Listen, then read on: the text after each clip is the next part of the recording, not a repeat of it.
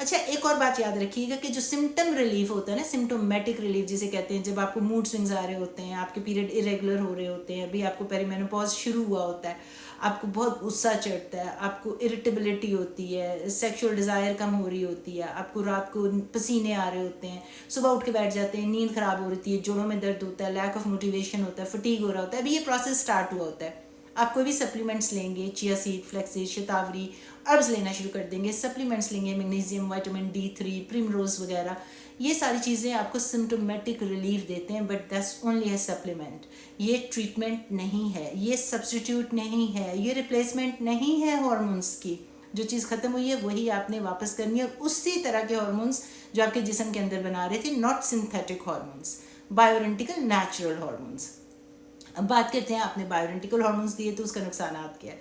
एक होता है माइक्रोनाइज प्रोजेस्टेरॉन, आपने हमेशा देना होता है रिगार्डलेस कि आपका हिस्टेरेक्टमी हुई है या नहीं हुई। इसके बेनिफिट्स बहुत होते हैं, इसकी वजह से मैं प्रेफर करती हूँ कि अगर आपकी बच्चेदानी जिस्म में प्रेजेंट नहीं भी है तो आपने प्रोजेस्टेरॉन देना है एस्ट्राडायोल के साथ। वो आपके लिवर के अंदर मेटाबलाइज होता है इंट्रू प्रेगनेनोलोन। वो क्या होता है, आपका ब्लड ब्रेन बैरियर से जाता है, गैबा रिसेप्टर्स पे काम करता है, तो आपको नींद बड़ी अच्छी आती है उसकी वजह से। इसलिए ये रात को हम देते हैं सोने से पहले। There is a part of bioidentical hormone replacement therapy. लेकिन बहुत ज़्यादा लोग इसको टॉलरेट नहीं कर पाते, बहुत ज़्यादा सेंसिटिव होते हैं, लेते हैं तो उनको थोड़ा चक्कर आना शुरू हो जाता है। कभी वो कहते हैं जी हमारा दिल जो है वो थोड़ा बैठ रहा है, हमें नींद बहुत ज़्यादा आ रही है, ग्रॉगी हो रहे हैं, ब्लड प्रेशर थोड़ा लो हो रहा है।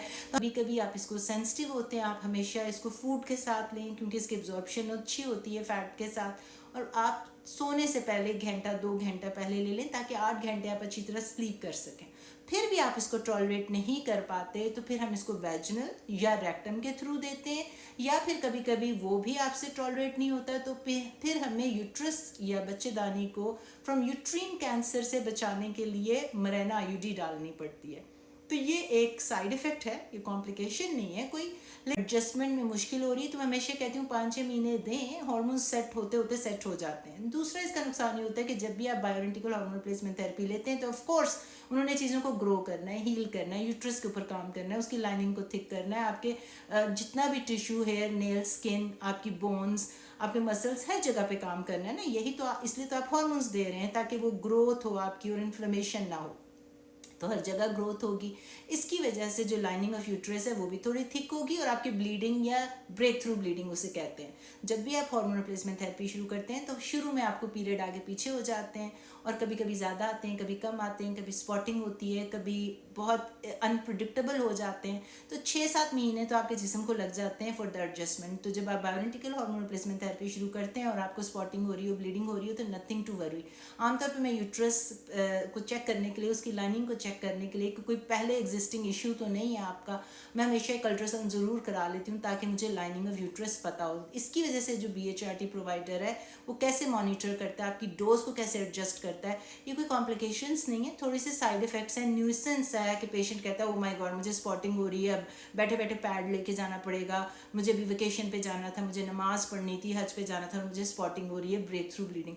उसको उस टाइम पीरियड को पहले 6 महीने जो होते हैं एडजस्टमेंट में टाइम लग जाता है। तो अगर वो फिर ऐसा ऐसा जब हार्मोन्स एडजस्ट हो जाते हैं तो आपके पीरियड जो हैं वो भी एडजस्ट हो जाते हैं। कुछ लोगों को पीरियड चाहिए ही नहीं होते, इसकी वजह से हम जो प्रोजेस्टेरॉन होता है वो फिर डेली देते हैं, हम फिर 14 दिन के लिए नहीं देते। देयर डिफरेंट वेज होते हैं ना, सिक्लिकल या आपने कंटिन्यूस थेरेपी देनी है। बैक टू द सब्जेक्ट के क्या नुकसान हो सकता है, नुकसान यही हो सकता है कि आपके डॉक्टर को पता होना चाहिए कि उसने कैसे मॉनिटर करना है ताकि आपको ये साइड इफ़ेक्ट्स कम हो। ये कोई कॉम्प्लिकेशन नहीं है, इससे कोई कैंसर नहीं होता। अब अगर कोई डॉक्टर पता ही नहीं है उसको कि बायोइडेंटिकल और सिंथेटिक में क्या हार्मोन फ़र्क होता है और वो आपको सिंथेटिक हार्मोन्स दे रहा है। सिंथेटिक हार्मोन्स तो बहुत ज़्यादा पोटेंट होते हैं, उनको तो जिन रिसेप्टर्स पे काम करते हैं वो डिफरेंट तरीके से काम कर रहे होते हैं। ब्रेस्ट के ऊपर काम कर सकते हैं, ब्रेस्ट कैंसर का रिस्क हाई कर सकते हैं, क्लॉट्स कर सकते हैं जिसकी वजह से हार्ट डिजीज़ और फॉलेज हो सकता है, आपके लेग्स के अंदर क्लॉट बन सकते हैं। ये सारी चीज़ें सिंथेटिक हार्मोन से होती हैं। जो बायोइडेंटिकल होते हैं वो इस किस्म का कोई काम नहीं करते, बल्कि इन्फ्लेमेशन कम करके, जिस तरह से मैंने आपको एक्सप्लेन किया, आपकी हेल्थ को मेंटेन करते हैं। साइंस को समझना बहुत ज़रूरी है।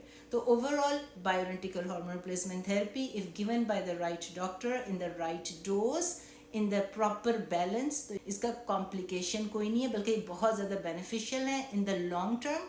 अलबत्ता थोड़े से जो साइड इफेक्ट्स मैंने आपको बताया कि थोड़ा ब्लीडिंग हो सकती है या आपको प्रोजेस्टेरॉन की वजह से नींद ऊपर नीचे हो सकती है, वो 5-6 महीने में सेट हो जाता है।